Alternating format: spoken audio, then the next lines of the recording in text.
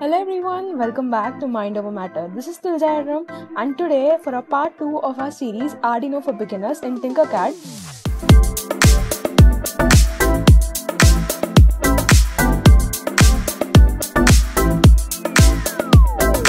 As we all remember, in the last video I have shown you how to blink an LED using an Arduino Uno board, and today in this video we're going to be discussing about sensors and 3 different sensors and their workings along with code and their implementations, create and then circuits.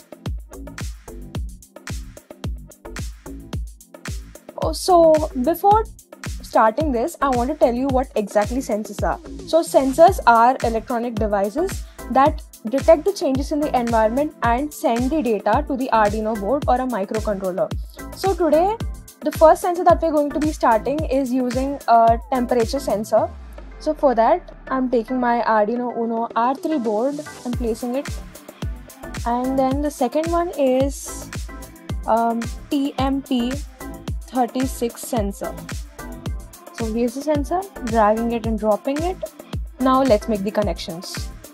The first one, power one, we are going to give it to 5 volts. And the second one, V out to AO, analog pin. And the third, ground one to the ground one. So that's it guys, these are the connections. So let's go and write the code now. Go to the code and then text. Remove all the code that is already there, and now we can start writing the code. So first I'm going to be writing the temperature pin A0 output into a variable. So int of temp pin equals to A0. And now as we remember, we have two functions, void setup and void loop. So void setup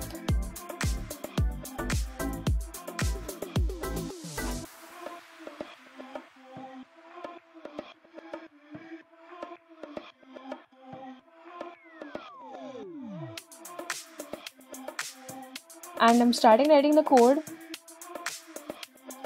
Serial dot begin at 9600 baud rate,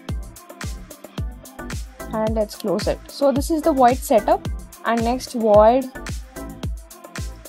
loop.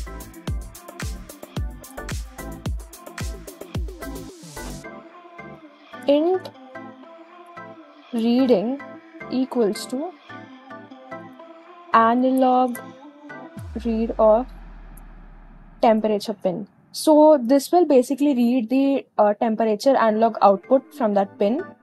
And next is float of. So basically the temperature sensor works that it takes the voltage value and it converts the voltage value into temperature value, and then it displays the temperature. So we need to do some calculations for that, and that is why I'm taking these variables. Reading into 5.0 divided by 1024. This 1024 is because this analog output is actually an analog to digital converter. So for that reason I'm using it. Float temperature in Celsius is equals to voltage minus 0.5 multiplied by 100, and next we are going to print it. So serial dot print of temperature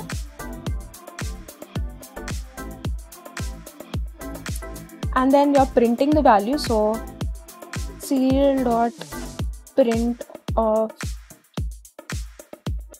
temperature C, and then serial dot print of degree Celsius, and then we have to put a delay. So I'm putting a delay of 1 second and close the function. So that is it guys, basically. I hope you understand the code. Now we are going to run the code, and before running the code I have to tell you for sensors like this, when you are taking output with a delay time, there is nowhere to display it. So we have something called a serial monitor over here. So this serial monitor will show you the output. So let's click on start simulation.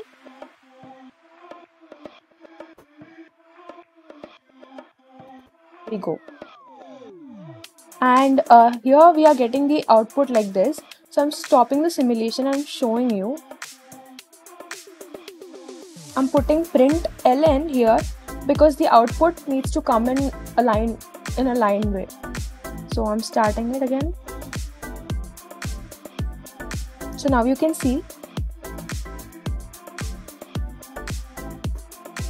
every 1 second of delay we are getting the temperature reading. Because this is a software, we're getting the same output, but if it's in a hardware and you're using it in your room or wherever you are, you'll be getting a difference in temperature sometimes when you change the temperature and all that. So I hope you understand this. So let's move on to the next sensor now. Hey guys, so for the second sensor, I'm going to be using an ultrasonic distance sensor, and I have already connected the circuit here, but I will give the connections below. So let's start writing the code. Text and then constant integer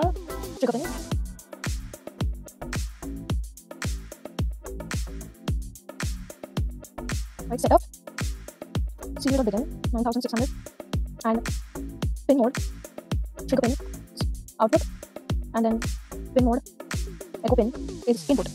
Now while loop, digital write of trigger pin is low, and then delay microseconds is 2 microseconds, and then digital write of trigger pin high, and then microseconds is 10. So I'm in the delay of on and off the sensor of the trigger pin basically, and then digital write of trigger pin lower than, and then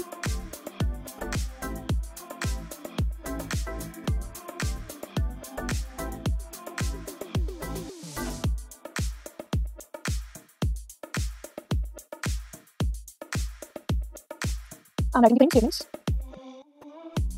Serial dot print of the distance, and then serial dot print centimeter, because you're measuring distance in centimeters, and delay of 1000, and that's it. So now we are going to run this code. The function of an ultrasonic sensor is it sends ultrasonic signals, and when there is an object over there we get an echo back. So it reads the echo and it sends the signals to the sensor.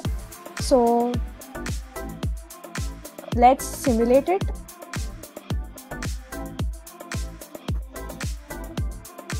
And open the serial monitor. So there we go. We are getting these inputs. We are getting these outputs. So in Tinkercad, we can also check if it's working actually or not, because we basically are getting the same values. So let's just click on the sensor, and then you'll find something like this. So let me bring it a bit down. Click on the sensor, then you have an object over here. So you can change the distance of the object and see it in the serial monitor that there is a change.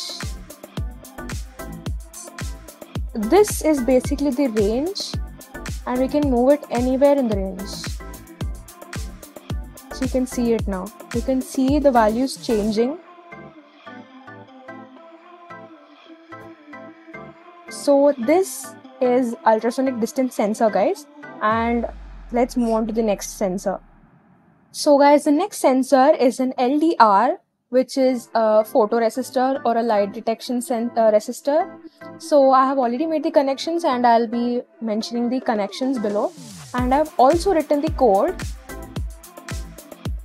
So the function of an LDR is it measures the light intensity. So it detects the light intensity, and the resistance is decreased when there is more light. So let's run the code and open the serial monitor. You can see light level is 6. So as we did in the LDR, the ultrasonic sensor, you can click on the resistor and change the intensity value. So now it is 6. Just a minute.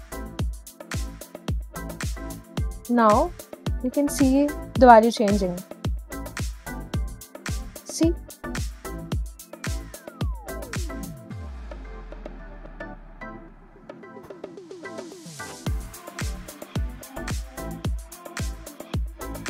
So let's stop it.